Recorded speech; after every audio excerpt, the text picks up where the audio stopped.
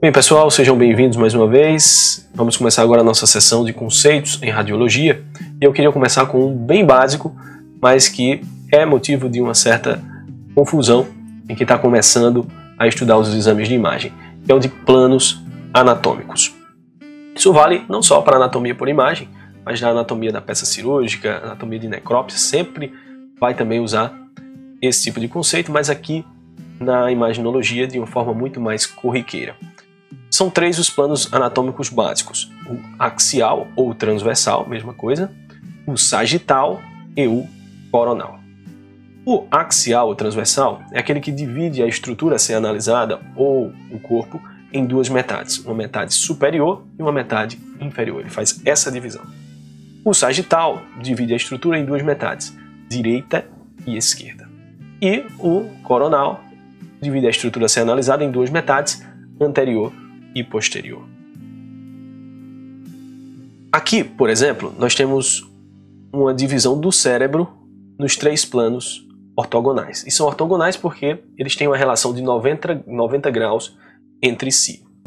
Aqui, uma imagem axial do cérebro, ou seja, eu vou passando os cortes, eu vou obtendo as imagens de superior para inferior, como falamos.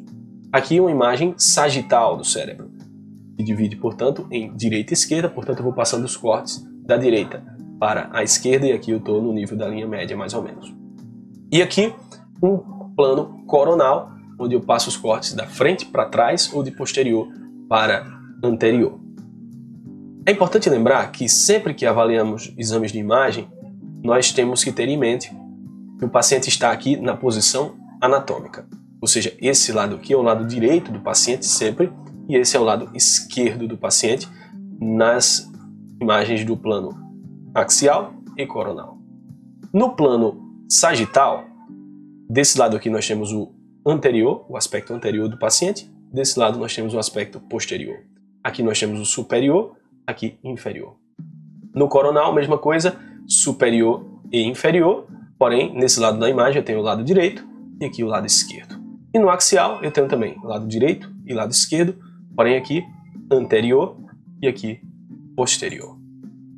A imagem de tomografia é sempre obtida no plano transversal, ao contrário da ressonância. Sempre a imagem é obtida no aparelho no plano transversal, está aqui dividido em duas metades, superior e inferior, mas eu posso fazer a reconstrução através de software para outros planos, no caso aqui o plano sagital e o plano coronal. Só recapitulando, no plano transversal, esse é o lado direito, portanto rim direito, rim esquerdo. E aqui é anterior, parede anterior do abdômen, e aqui região lombar posterior. No sagital, aqui anterior, parede abdominal anterior, aqui posterior, coluna vertebral, aqui superior, coração, aqui inferior, bexiga.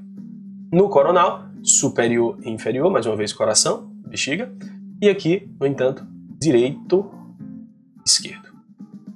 Ok? Aqui, por exemplo, um aneurisma da aorta abdominal, um aneurisma gigante, sem contraste, onde a gente avalia aqui no axial as dimensões anterior-posterior e lateral-lateral, e no sagital e coronal eu consigo ver a sua dimensão longitudinal, que também é importante. Então aqui no plano A, axial, no B, sagital, no C, coronal. Aqui um exemplo, uma ressonância magnética de encéfalo, mostrando um abscesso cerebral no lobo parietal, lá na alta convexidade, acima do ventrículo. No axial, está aqui a imagem, mostrando que ela está à esquerda e posterior.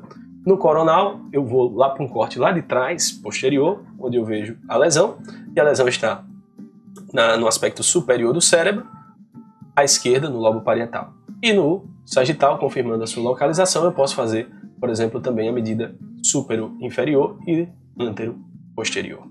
Então é isso, quero que vocês guardem esses três planos, porque não tem como progredir no estudo da imaginologia sem entender o que é um plano axial, sagital e coronal.